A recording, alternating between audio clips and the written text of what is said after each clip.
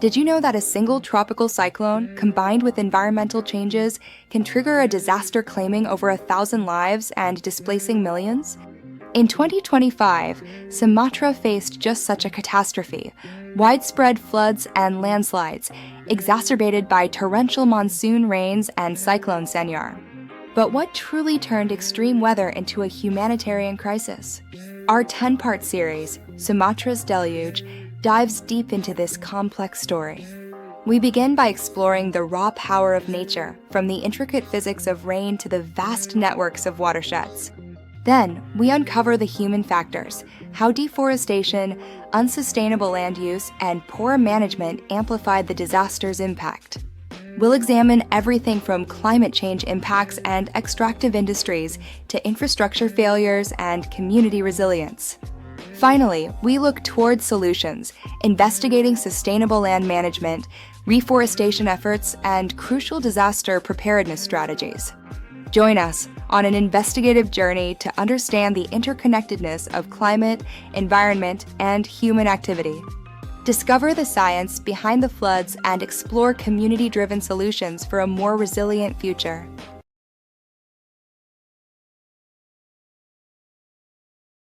In late November 2025, the island of Sumatra in Indonesia faced one of its most deadliest hydrometeorological disasters to date. A catastrophic flood event that not only devastated communities, but also shocked the entire world with its sheer scale and intensity. But here's the surprising twist. This massive rainfall was far from unexpected, as Indonesia's Meteorology, Climatology, and Geophysics Agency, known as BMKG, had issued clear warnings about it fully 8 to 14 days in advance, giving ample time for preparation. So, this raises the burning question. With such accurate predictions in place, why on earth did this forecasted rain escalate into a full-blown mega-disaster of unprecedented proportions? To uncover the truth, let's methodically dissect this event using hard scientific data, precise measurements, and absolutely zero hype, revealing the true anatomy of this shocking catastrophe step by step. Behind every question lies discovery. I'm Saluna, and this is SciCurious, where we uncover the science shaping our world. At the heart of Sumatra's frequent and intense weather dramas lies the island's highly unique and dramatic geography, which sets the stage for extreme events like this one. Dominating the landscape is the majestic Bukit Barisan mountain range, stretching like a formidable natural barrier along the entire length of the island, influencing every drop of rain that falls. This rugged terrain creates numerous steep river basins that function like giant natural funnels, channeling massive volumes of water downward at rapid speeds toward populated lowlands. Although Sumatra has a long history of destructive floods over the decades, the 2025 event stood out as truly unprecedented, surpassing all previous ones in both its immense scale and the level of devastation it wrought. Now, turning to the core science behind it all, the sequence began with a tropical cyclone seed intriguingly named Senyar, which formed far out at sea and set everything in motion. This initial seed rapidly evolved into a massive moisture conveyor belt system, relentlessly drawing in and transporting enormous quantities of water vapor directly from the vast expanse of the Indian Ocean Strait towards Sumatra's shores. Upon colliding with the towering Bukit Barisan Mountains, this supercharged, moisture-laden air mass was forcibly pushed upwards through a meteorological process known as orographic lifting, where terrain forces air to rise rapidly. The result was explosive and highly localized rainfall rates, dumping torrents of water precisely over those vulnerable steep river basins, overwhelming them in a matter of hours. Remarkably, BMKG's sophisticated weather prediction models, including the renowned ECMWF and GFS systems, had accurately forecasted this exact atmospheric configuration well in advance. Then why didn't it remain just heavy rain? The devastating answer lies in a perilous synergy of multiple factors amplifying each other dangerously. With extreme rainfall volumes hitting basins that were already fully saturated from prior rains, the ground simply could not absorb any additional water, leading to immediate and widespread runoff. Compounding this was a critical lag in the disaster response efforts, creating the ideal conditions for what turned a bad situation into a true mega disaster. In upcoming episode 2, we'll dive much deeper into that response lag issue and save the detailed analysis of basin damage for episode 5, so stay tuned for those revelations. Here's a fun fact to ponder. Indonesia's orographic rainfall phenomenon is truly world-class, representing a meteorological marvel that produces some of the planet's most intense rain events on record. Senyor's notorious train effect kept a steady procession of rain clouds parked over the exact same vulnerable spots for hours on end, drenching them relentlessly without mercy. This 2025 catastrophe strikingly echoed major past floods in Sumatra from 2006 and 2013, but it proved far more severe due to the cumulative wear and tear damage accumulated in the river basins over the years. Indeed, the extreme rainfall of 2025 was unmistakably telegraphed by clear atmospheric signals that scientists received loud and clear through their monitoring systems. Next time on this series, we'll tackle the intriguing question: did long-term damage to the river basins make this mega disaster completely inevitable, no matter the warnings? If you're enjoying this scientific deep dive, be sure to like and subscribe right now for episode 2 so you don't miss out on continuing our fascinating journey, and above all, remember to stay dry out there wherever you are. There's always more to discover. I'm Selu, and this has been SciCurious. Stay curious, and I'll see you in the next wonder.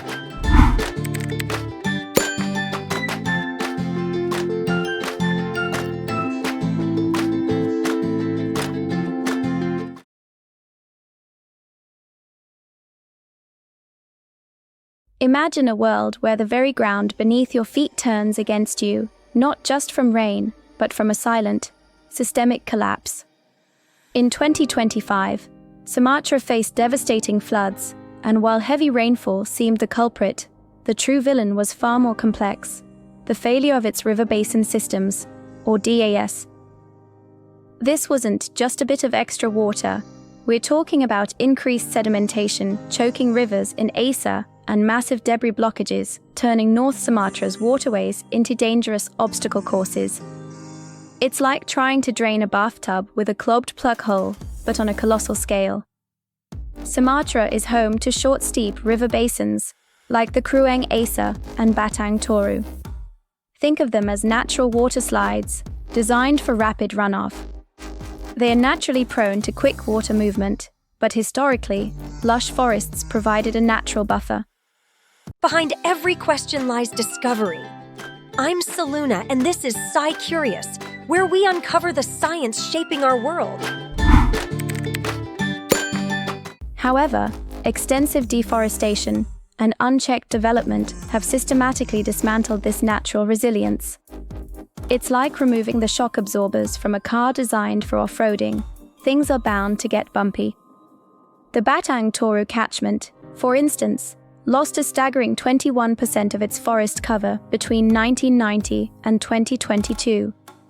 That's a huge chunk of its natural sponge gone, leading to severe erosion potential. So, how exactly does a river basin collapse? It starts with the loss of infiltration. When forests are cleared, the land can no longer absorb water effectively.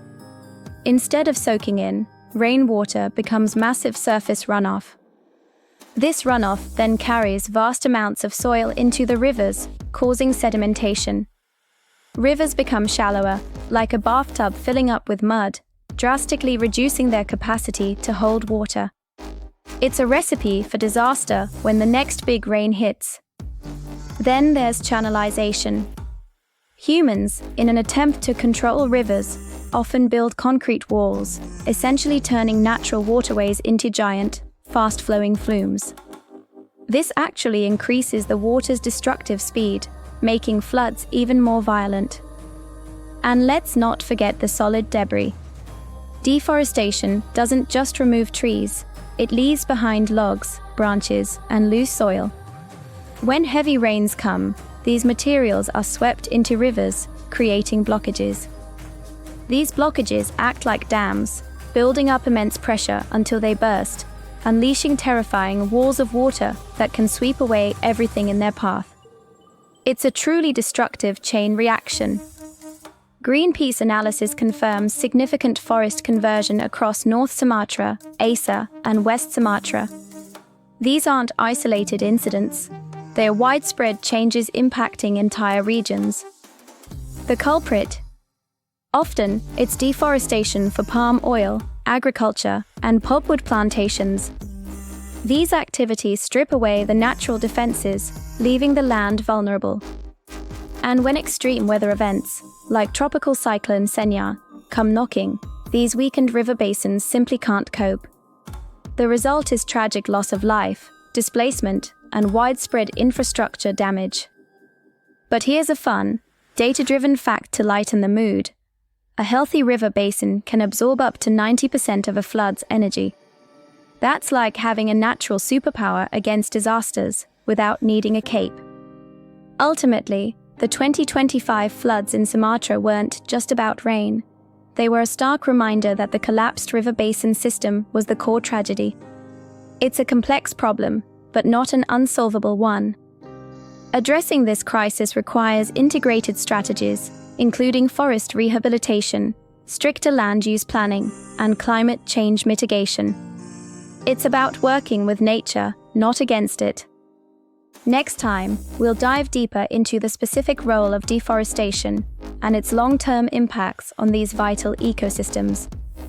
It's a story that needs to be told. Don't miss out on understanding how we can protect our planet's natural superpowers. Subscribe to learn more and join us in exploring the science behind our world. There's always more to discover. I'm Selu, and this has been SciCurious. Stay curious, and I'll see you in the next wonder.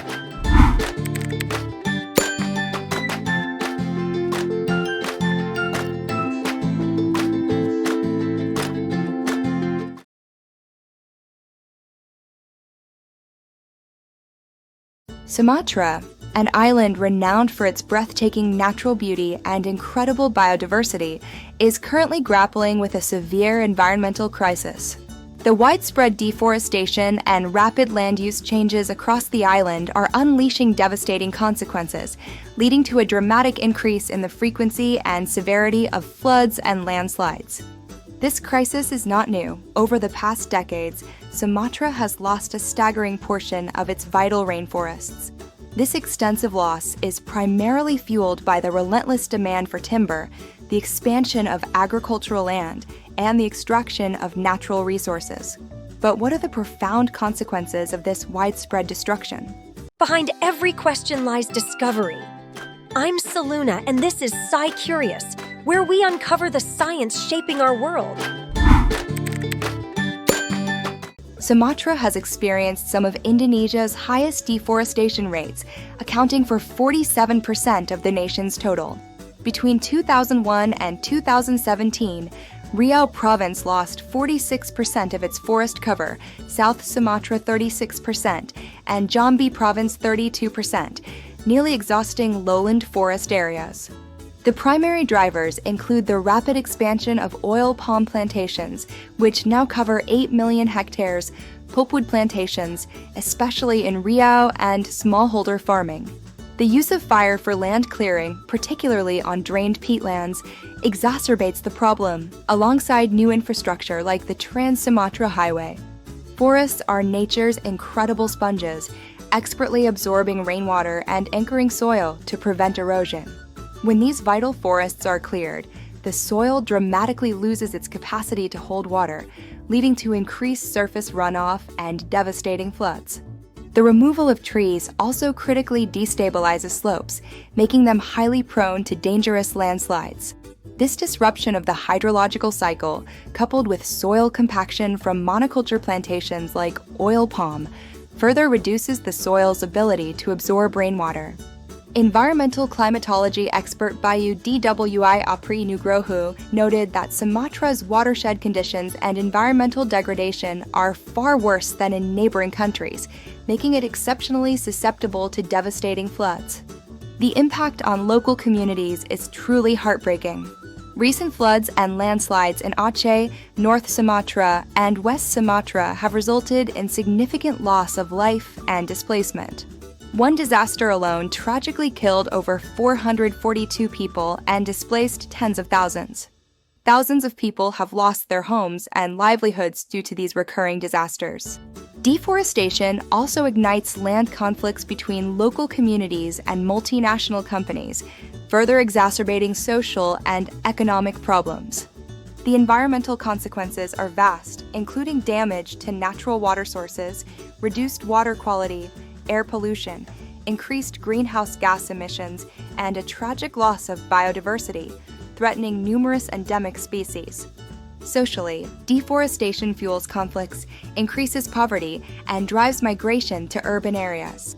The destruction of floodplains and the construction of flood protection dams can also exacerbate flooding in neighboring areas, creating a ripple effect of devastation. But there is hope. By implementing sustainable solutions, we can mitigate the devastating impacts of deforestation and protect Sumatra's precious environment and its vulnerable communities. The Indonesian government is already taking steps to address the issue. Strategies like reforestation and agroforestry are crucial for restoring forest cover and improving soil health. Promoting sustainable land management practices can minimize soil compaction and erosion, safeguarding the land for future generations. Engaging local communities in conservation efforts and providing them with sustainable livelihood options is vital. Strengthening government policies to halt deforestation, prevent conversion, and restore peatlands are also critical steps. Enhancing coordination between government, commercial actors, and local communities ensures sustainable land use. Improving monitoring of deforestation commitments and ensuring greater transparency in supply chains are essential for accountability. Expanding efforts to support smallholders in implementing best management practices empowers them to contribute to conservation. These collective actions offer a path towards a more resilient and sustainable Sumatra.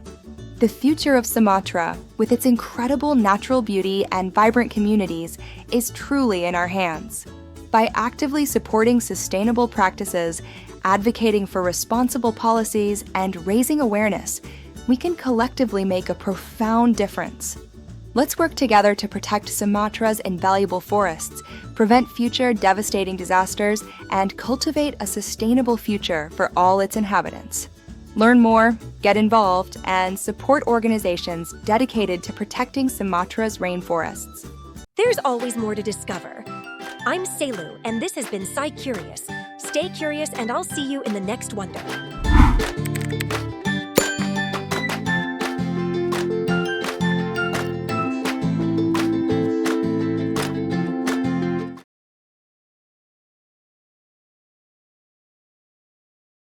When massive floods and landslides struck Sumatra in late 2025, thousands of tons of mud, rocks, and wood were carried by the currents. This wasn't just water, it was an element revealing ecological damage upstream, a pattern clearly emerging from satellite imagery and concession maps.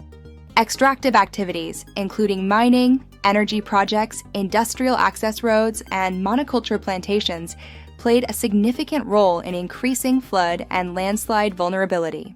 Today, we will uncover the scientific mechanisms behind this, not to assign blame, but to understand how industrial landscape changes drastically increase disaster risk. Behind every question lies discovery. I'm Saluna, and this is SciCurious, where we uncover the science shaping our world. Sumatra is a hub for extractive industries, including gold, nickel, and coal mining, industrial timber plantations, large-scale palm oil, and energy projects. Many of these operations are located in the hydrologically sensitive upstream areas of watersheds in Aceh, North Sumatra, and West Sumatra. What happens upstream directly impacts downstream areas. Damaged forests, exposed soil, and accelerated water flow lead to larger floods and easier landslides. Land clearing for mines, industrial plantations, or energy projects involves clearing, leveling, and creating access, which removes root systems that hold soil together. This reduces the soil's capacity to absorb water and increases its erodibility, making it prone to washing away during extreme rainfall. Industrial roads, often overlooked, cut through hills, concentrate water flow, and create artificial drainage channels, increasing runoff speed by up to 300%. This phenomenon, known as longitudinal water acceleration, turns these roads into giant pipes channeling water directly into upstream rivers during heavy rains. Extractive activities also disturb microtopography through excavations, industrial terracing, and temporary water depressions. These changes disrupt natural seepage patterns, leading to unstable water accumulation, spontaneous landslides, and concentrated water flows, explaining the disproportionate material volume in the 2025 floods. Large-scale industries often target upstream areas for proximity to resources, inadvertently destroying the most critical parts of the hydrological system. Primary forests slow water flow, stabilize slopes, and absorb vast amounts of rainfall. Without them, extreme rain creates massive surface runoff. Exposed soil from extractive activities leads to significant sedimentation, causing river shallowing, channel narrowing, and increased flood frequency. Infrastructure like dams and canals alter natural hydrology, modifying river paths and disrupting sediment transport, making systems unprepared for extreme loads. The Batang Toru Hydroelectricity Company project in North Sumatra exemplifies how ecological and social impacts were ignored, threatening endangered species and increasing disaster potential. While a single mine or plantation might not cause a disaster, the cumulative impact of multiple extractive activities creates a catchment collapse. This collapse severely compromises the hydrological functions of the watershed, turning extreme rainfall into tragedy. Industrial roads can increase water flow speed by 3 to 5 times, and each hectare of open-pit mining can increase sedimentation by up to 40 tons annually. Oil palm monocultures have infiltration rates similar to semi-impermeable surfaces compared to primary forests, and 80% of major flash floods occur in watersheds with combined deforestation, access roads, and mining. In disaster science, major catastrophes are never caused by a single factor, the atmosphere triggers, but land conditions determine the extent of damage. Extractive activities are not the sole cause, but they create vulnerability, transforming extreme rain into tragedy. To prevent future disasters, environmental management, sustainable development, and stronger enforcement of regulations are crucial. This includes halting destructive operations, implementing sustainable land use practices, and restoring degraded ecosystems. The Sumatra disaster reminds us that catastrophes are often amplified by human actions and policy choices that prioritize short-term economic gains over long-term ecological balance. There's always more to discover. I'm Selu, and this has been SciCurious. Stay curious, and I'll see you in the next wonder.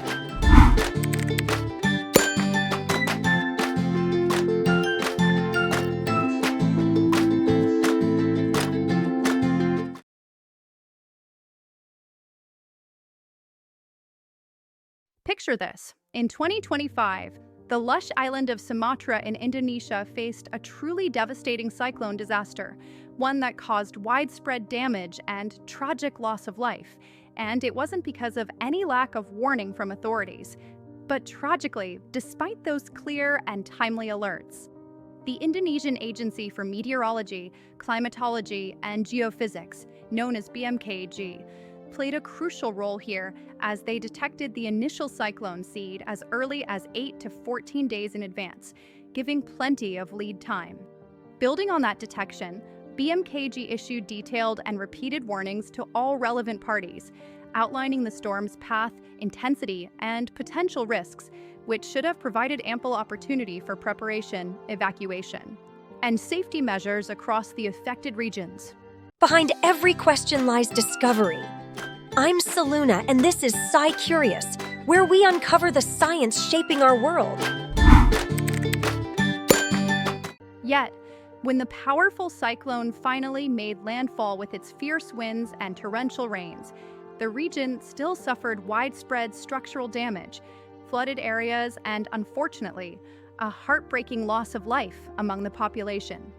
Make no mistake, this catastrophe wasn't due to any failure in scientific prediction or forecasting accuracy. Rather, it highlighted a massive breakdown in the local response and readiness at the community level. In the critical hours leading up to the storm, no large-scale evacuations were initiated to move people to safety, and essential preparations like securing homes, stockpiling supplies, or setting up emergency shelters were simply not carried out. So, this raises a profound question. Why did these early and precise warnings from BMKG fail so completely to translate into the effective, life-saving actions that were so desperately needed on the ground? One of the major contributing factors was what experts call the last-mile failure in communication, where the official warnings reached the higher governmental levels successfully, but then stalled there without proper dissemination. As a result, vital information about the approaching cyclone simply didn't reach the general public in remote villages effectively, leaving entire communities completely unaware of the looming danger and utterly unprepared to protect themselves. Compounding this was a significant response model failure, where Indonesia's warning system, though advanced in prediction, lacked a comprehensive operational response plan to guide what should happen next. Without well-defined standard operating procedures, adequately trained response teams, and reliable logistics for supplies and transport, the entire machinery of disaster response ground to a halt when it was needed most. Beyond these systemic issues, structural and technical challenges in Sumatra's geography also played a significant role in undermining the effectiveness of the warnings and preparations. The island's remote and rugged topography, combined with the shortage of signal repeaters in isolated areas, meant that radio, mobile, and broadcast warnings often couldn't penetrate deep into valleys or highlands where many lived. Adding to the confusion was a common misunderstanding of the training effect of prior rainfall, where initial rains were seen as beneficial, but actually saturated the soil, priming the ground for severe floods and landslides when the cyclone hit. Systemic gaps in the overall framework further worsened the outcome, as Indonesia primarily relies on a traditional weather-based warning system that focuses on meteorological events. This approach excels at predicting rain, wind speeds, and storm tracks, but falls short in forecasting the real-world impacts such as devastating floods, destructive landslides, or infrastructure collapses that follow. In contrast, a more advanced, impact-based forecasting model, which directly predicts these tangible effects on people, homes, and roads, was regrettably not implemented in time for this event. Finally, weaknesses in the social infrastructure at the grassroots level were a crucial barrier to effective action during the crisis. Local disaster management agencies like BPBD suffered from chronic underfunding, a shortage of trained volunteers, and limited overall capacity, which crippled their ability to mobilize communities, distribute aid, or coordinate evacuations swiftly. It's a sobering statistic backed by global studies. Fully 70% of all early warning system failures worldwide occur right at this last-mile delivery stage, from officials to everyday people. And here's a fun fact to drive it home. A warning, no matter how early or accurate, is ultimately only as good as the concrete action it triggers in response. Think of it like this. It's akin to having the world's most perfect recipe for a gourmet meal right in front of you, but then forgetting to actually turn on the oven to bake it. Ultimately, the 2025 Sumatra disaster stands as a stark and urgent reminder that early warnings alone, while vital, are simply not sufficient to safeguard lives and property. True effective disaster management demands a holistic, end-to-end approach, encompassing not just accurate prediction, but seamless communication, thorough preparation, rapid response, and thoughtful recovery efforts. By deeply understanding these interconnected failures, we can take meaningful steps toward building far more resilient communities, not just in Sumatra, but across the globe wherever disasters strike. Be sure to join us next time, where we'll dive deep into the fascinating and complex geology behind landslides in Sumatra, uncovering the Earth's hidden forces at play. You truly won't want to miss this eye-opening exploration. See you then. There's always more to discover. I'm Selu, and this has been SciCurious, Stay curious, and I'll see you in the next wonder.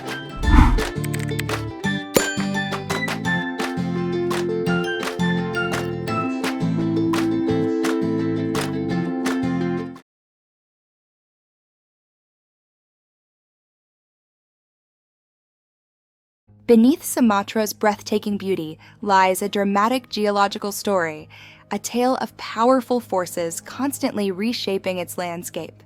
This Indonesian island is a geological hotspot situated directly on the active subduction zone where the Indo-Australian and Eurasian plates collide. This constant tectonic dance makes Sumatra incredibly susceptible to natural disasters, especially devastating landslides. Behind every question lies discovery. I'm Saluna, and this is SciCurious, where we uncover the science shaping our world. Sumatra is part of the ancient Sundaland block, featuring the majestic Barisan Mountains, a volcanic spine running down its length. Adding to this complexity is the Great Sumatran Fault, a major strike-slip fault that contributes significantly to the region's seismic activity. The island's location on the Pacific Ring of Fire means frequent earthquakes and volcanic eruptions are a part of its geological reality. Volcanic rocks and ash deposits from the Barisan Mountains create fertile, but often unstable soil layers. These diverse rock and soil compositions are highly prone to weathering and saturation, making them vulnerable to collapse. The constant movement along the Great Sumatran Fault further destabilizes slopes, creating weak points ripe for landslides. Combine this with Sumatra's naturally steep mountainous terrain, and you have a recipe for geological instability. Human activities, particularly deforestation for logging, agriculture like palm oil, and mining, exacerbate these natural vulnerabilities. Removing trees drastically reduces the soil's ability to absorb water, leading to increased erosion and slope instability. Sumatra's tropical climate, characterized by intense, high rainfall, especially during the monsoon season, is another critical factor. When the soil becomes saturated, it loses its strength and cohesion, turning into a heavy, flowing mass that can trigger devastating landslides.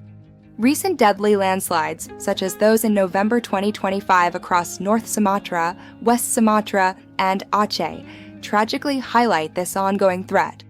These events underscore the region's profound vulnerability and the urgent need for effective mitigation strategies. Mitigation efforts include large-scale reforestation and implementing sustainable land management practices. Developing early warning systems and educating communities are vital steps to save lives and minimize damage.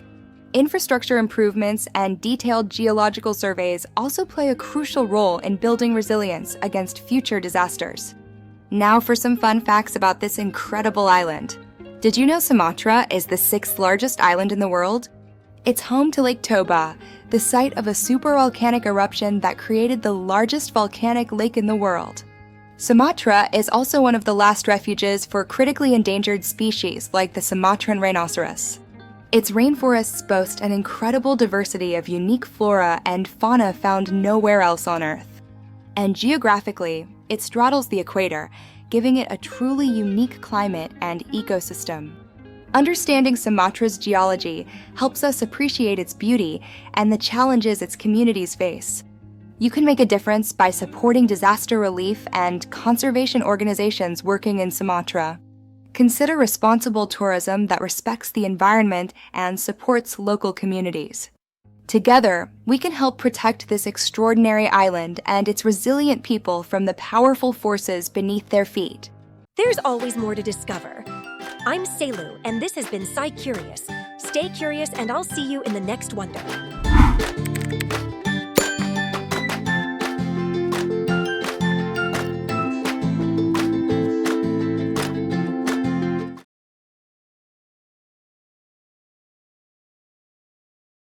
Imagine a world turned completely upside down, not by any magic, but by the relentless power of water. The catastrophic 2025 Sumatra floods, greatly intensified by rampant deforestation and the ferocious cyclone Senyor, unleashed an ecological upheaval of truly epic proportions across the region. This wasn't merely a bit of rain, it was a colossal disturbance event, delivering a tremendous influx of sediment that fragmented vital habitats and permanently reshaped entire river systems in dramatic ways. It's a captivating yet destructive tale of how nature dramatically transforms itself, often with a significant push from human activities like logging and land mismanagement. Behind every question lies discovery.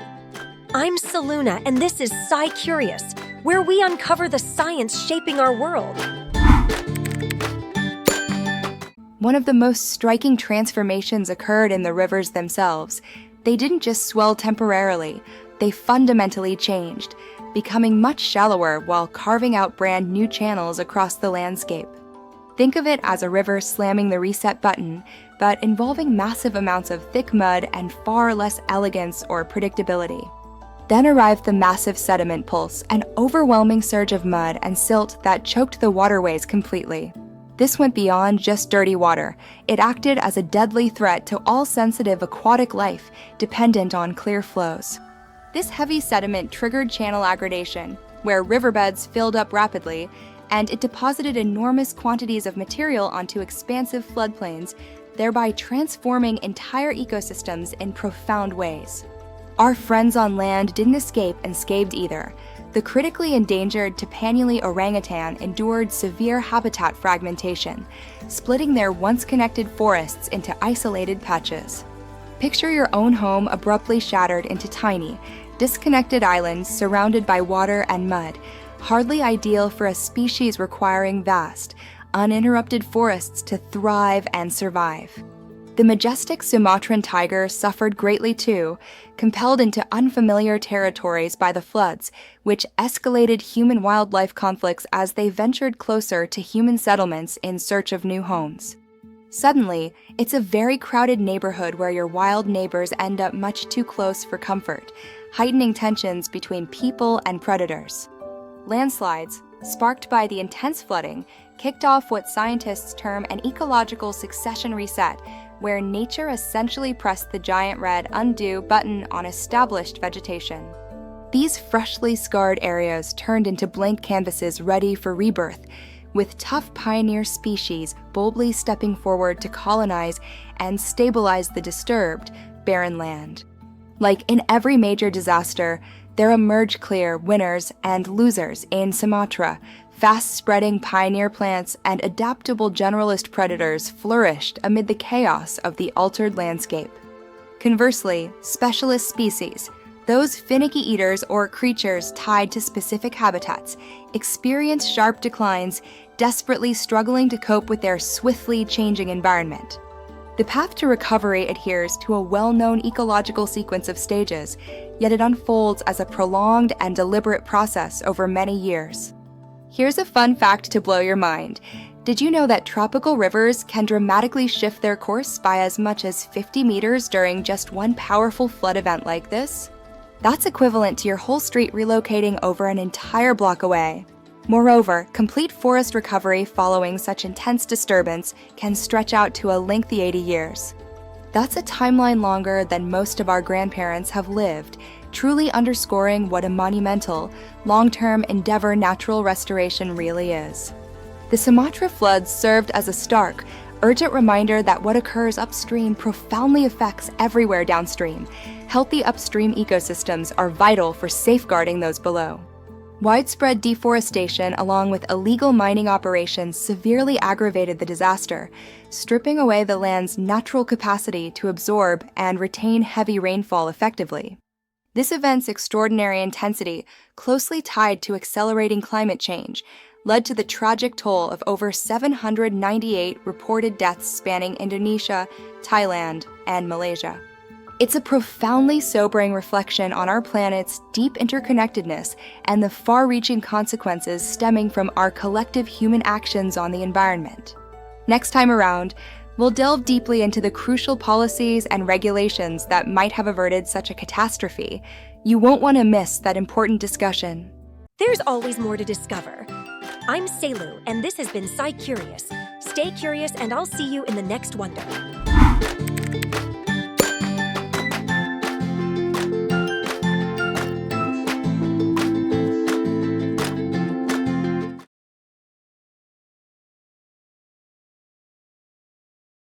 Imagine a land blessed with lush forests and vital waterways, a place where environmental laws are abundant. Yet, in a hypothetical Sumatra 2025 scenario, a massive disaster strikes, leaving devastation in its wake. Thousands of homes are destroyed, lives are lost, and supposedly protected areas become the most vulnerable. This raises a critical question. With so many regulations in place, why did this catastrophe occur? Today, we're diving deep into Indonesia's legal framework, from global agreements to technical regulations, to uncover not what laws were missing, but why the existing ones failed to function. Behind every question lies discovery. I'm Saluna, and this is SciCurious, where we uncover the science shaping our world. Indonesia boasts one of Southeast Asia's most comprehensive environmental legal frameworks. We're talking about laws like U32/2009 on environmental protection and management, and U41/1999 on forestry. Beyond national statutes, Indonesia is also a signatory to global standards such as the Sendai Framework for Disaster Risk Reduction, the Paris Agreement on Climate Change, and conventions like CBD and CITES. With such an impressive wall of laws, one might expect robust environmental protection. Yet, the irony is stark. Environmental degradation, particularly in critical watershed areas, continues unabated. This leads us to the core of our investigation. Why do these extensive regulations, designed to safeguard nature, often fall short in practice? One major systemic failure is the gap between strong rules and weak implementation. Indonesia has powerful instruments, like the Mandatory Environmental Impact Assessment, or ANDAL. ANDAL is designed to predict and mitigate potential environmental impacts of projects. It's a crucial step, ensuring development doesn't come at an irreversible ecological cost. However, the effectiveness of ANDAL is often hampered by implementation gaps. Assessments might be rushed, data manipulated, or recommendations simply ignored. This creates a situation where a project might technically have an ANDAL, but its real-world environmental consequences are far from adequately addressed. Perhaps the most strategic problem is what we call governance fragmentation. Imagine a critical watershed, a river basin vital for an entire region. This single watershed might fall under the jurisdiction of multiple government agencies, each with its own mandate, priorities, and, sometimes, conflicting regulations. One agency might be responsible for forestry, another for mining, a third for water resources, and yet another for spatial planning. It's like having too many cooks in the kitchen, but for an entire ecosystem. This fragmentation leads to a lack of coordinated action, overlapping responsibilities, and critical gaps in oversight. Who's truly in charge when everyone is? Another significant issue lies with flawed ANDAL processes and spatial planning. Environmental impact assessments often fail to consider cumulative impacts. A single project might seem harmless, but when combined with dozens of others in the same area over time, the collective damage can be catastrophic. It's like adding drops of water to a bucket. Individually, they're insignificant, but eventually, the bucket overflows, causing a flood. Furthermore, spatial plans, or ART-RW, which dictate land use, are not always aligned with ecological realities. They might designate sensitive areas for development, ignoring scientific data. This creates a blueprint for disaster, where human activity is planned in areas that are naturally vulnerable, exacerbating risks during extreme weather events. The Sumatra 2025 scenario, though hypothetical, serves as a stark reminder that even the most robust legal frameworks are only as good as their implementation and coordination. The core issue isn't a lack of laws, but a disconnect between ecological facts and legal responsibility, compounded by fragmented governance. Good laws alone won't prevent disasters if their implementation is weak. And strong implementation is impossible when governance is fragmented. The lessons from our hypothetical Sumatra 2025 are clear. Law must follow science, not the other way around. Regulations need to be informed by the latest ecological data and scientific understanding to be truly effective. Furthermore, rules must be implemented as a cohesive system, not as isolated mandates.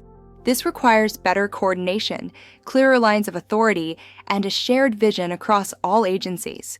It's about creating a symphony of governance, where every instrument plays in harmony to protect our planet. By addressing these systemic failures, Indonesia can transform its impressive legal framework into a truly impenetrable shield for its environment. Let's ensure that the next time extreme rains fall, the land is not just legally protected, but genuinely resilient. There's always more to discover. I'm Selu, and this has been SciCurious. Stay curious, and I'll see you in the next wonder.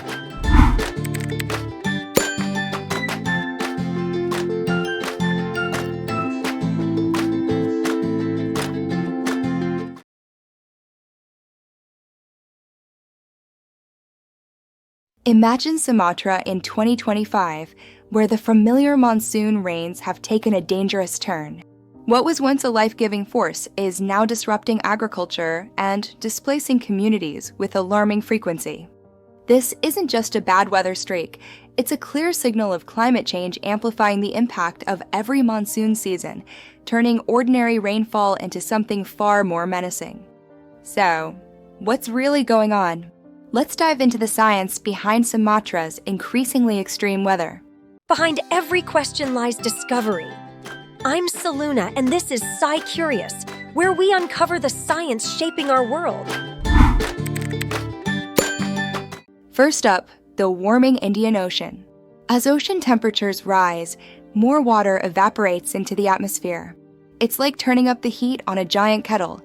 This brings us to the Clausius-Clapeyron relation, a fancy way of saying that a warmer atmosphere can hold a lot more moisture.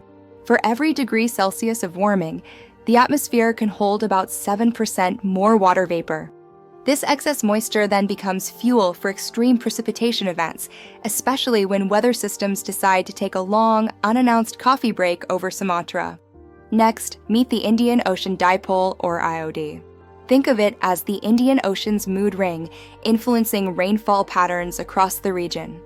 A negative ID phase can bring increased rainfall and flooding to Sumatra, while a positive phase typically means drier conditions. Understanding this pattern is crucial for predicting what kind of monsoon season Sumatra might face. Then there are atmospheric rivers, which sound like something out of a sci-fi movie, but they're very real. These are concentrated corridors of moisture, like superhighways for water vapor, transporting massive amounts of water from the tropics. When these atmospheric rivers make landfall in Sumatra, they unleash huge amounts of precipitation, leading to severe flooding and landslides. It's like the sky decided to dump a whole lake on the island. Climate change also contributes to stalled weather systems. Imagine a rain cloud that just won't move, hovering over one spot for days, relentlessly pouring down. These prolonged periods of heavy rainfall saturate the ground, causing rivers to overflow and leading to devastating floods. The land simply can't absorb anymore. And let's not forget the Bukit Barisan Mountains, Sumatra's very own rain factory. This is due to something called orographic lifting. As moist air is forced to rise over these majestic mountains, it cools, condenses, and releases precipitation. It's like squeezing a giant sponge. Climate change intensifies this effect, leading to even more extreme rainfall on the windward slopes. The mountains are working overtime. Unfortunately, deforestation and changes in land use exacerbate these issues. When forests are converted into plantations, the land loses its natural ability to absorb water. This leads to increased runoff and a higher risk of flash floods. Plus, deforestation contributes to rising land surface temperatures, making everything even hotter. Sumatra has already seen a significant temperature increase, a trend that's set to continue. Rising temperatures bring heat stress, impact agriculture, and increase the risk of forest fires. These extreme weather events have devastating human and environmental consequences, displacing hundreds of thousands and causing numerous fatalities. Sumatra's biodiversity-rich forests, home to elephants, tigers, and orangutans, are also under threat. Changes in rainfall and temperature disrupt entire ecosystems. Now for some fun facts to lighten the mood. Did you know a single atmospheric river can transport more water than the Amazon River's flow? That's a lot of H2O. and Sumatra's rainforest destruction contributes a significant percentage to global greenhouse gas emissions, exceeding all the cars in the US. Talk about a carbon footprint. The Bukit Barisan Mountains truly are a natural rain factory, amplifying rainfall on their windward slopes. They're basically nature's super soaker. And here's a mind blower. Indonesia consists of more than 17,000 islands. That's a lot of coastline to protect. Finally, mangrove forests in Sumatra are like natural bodyguards, helping protect the coastlines from rising sea levels. They're the unsung heroes of coastal defense. The link between climate change and extreme weather in Sumatra is undeniable.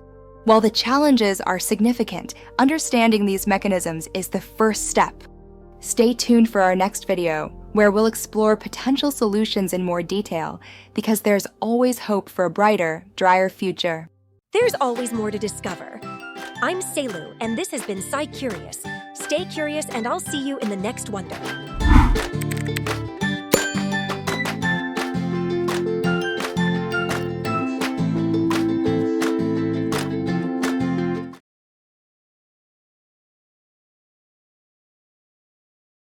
Remember the devastating 2004 Sumatra tsunami? It was a stark reminder of nature's power and our vulnerability. But what if we could build a future where such disasters don't have to be so catastrophic? Today, we're diving into the scientific blueprint for preventing Sumatra-like disasters, transforming our approach from reaction to proactive resilience. Get ready to explore how science can help us rebuild smarter, not just stronger. Behind every question lies discovery. I'm Saluna, and this is SciCurious, where we uncover the science shaping our world. The 2004 tsunami, triggered by a massive earthquake, caused widespread destruction and immense loss of life across 14 countries. It exposed critical weaknesses in our infrastructure and environmental management. Beyond the immediate impact, the disaster highlighted how deforestation and coastal degradation exacerbated the damage, stripping away natural buffers that could have lessened the blow. We learned that our past development practices often ignored ecological principles, leading to vulnerable communities and ecosystems. It was a harsh lesson in interconnectedness. But from these lessons, a new vision emerged, one where science guides our every step in disaster prevention and recovery. It's about working with nature, not against it. First up, watershed rehabilitation with native species. Imagine restoring river basins with plants that belong there, creating natural sponges that absorb excess water and prevent floods. This isn't just about planting trees, it's about recreating entire ecosystems that naturally regulate water flow and prevent soil erosion, making communities safer downstream. Next, a moratorium on sensitive areas. This means protecting critical zones like mangroves, coral reefs, and peatlands from development. Think of them as Earth's natural bodyguards. These ecosystems act as natural barriers, absorbing storm surges and tsunamis and providing vital habitats. Protecting them is a win-win for both nature and human safety. Then there's science-based spatial planning, or RTRW. This involves using geological and environmental data to decide where and how we build, ensuring development is safe and sustainable. It's like having a super smart urban planner who knows exactly where not to put that new shopping mall, avoiding fault lines or floodplains. Common sense, backed by science. Impact-based forecasting is another game changer. Instead of just predicting if a storm will hit, we predict what its impact will be on specific communities. This allows for targeted evacuations and resource deployment, saving lives and minimizing damage. It's like having a crystal ball, but powered by algorithms. We also need safe industrial roads. Often, these roads cut through sensitive ecosystems, creating pathways for disaster. Rerouting and reinforcing them is crucial. And then there's ANDAL reform, which is Indonesia's environmental impact assessment process. Making it more rigorous ensures that new projects don't inadvertently create future disaster zones. It's about asking the tough questions before we break ground, ensuring every development is a step towards resilience, not away from it. River ecosystem recovery focuses on bringing our rivers back to life. Healthy rivers mean less flooding, better water quality, and thriving biodiversity. Think of it as giving our rivers a spa day, complete with native plants and cleanup crews. They'll thank us by not overflowing their banks. Community risk management empowers local residents with the knowledge and tools to prepare for and respond to disasters. They're the first responders, after all. And finally, climate integration. All these efforts must consider the changing climate, adapting our strategies to face new and intensifying threats. Did you know that a single mature mangrove tree can absorb more carbon dioxide than a typical car emits in a year? Talk about a green superhero. It's a fun fact that underscores the incredible power of nature-based solutions in our fight against climate change and disaster prevention. By integrating these scientific blueprints, we're not just reacting to disasters, we're proactively building a safer, more resilient future for everyone. It's a journey that requires collaboration, innovation, and a deep respect for our planet. Let's work together to make Sumatra-like disaster a phrase from the past. Want to learn more about how you can contribute to disaster prevention and environmental resilience? Explore local initiatives and support science-driven policies in your area. There's always more to discover. I'm Selu, and this has been SciCurious. Stay curious, and I'll see you in the next wonder.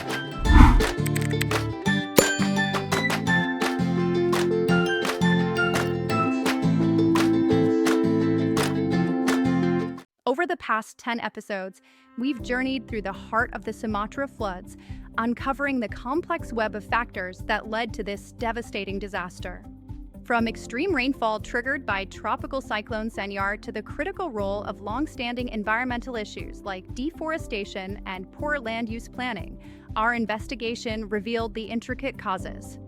We've seen how natural vulnerabilities, compounded by human actions and policy failures, created a perfect storm, affecting over 3.2 million people and causing billions in damage. But knowledge is the first step.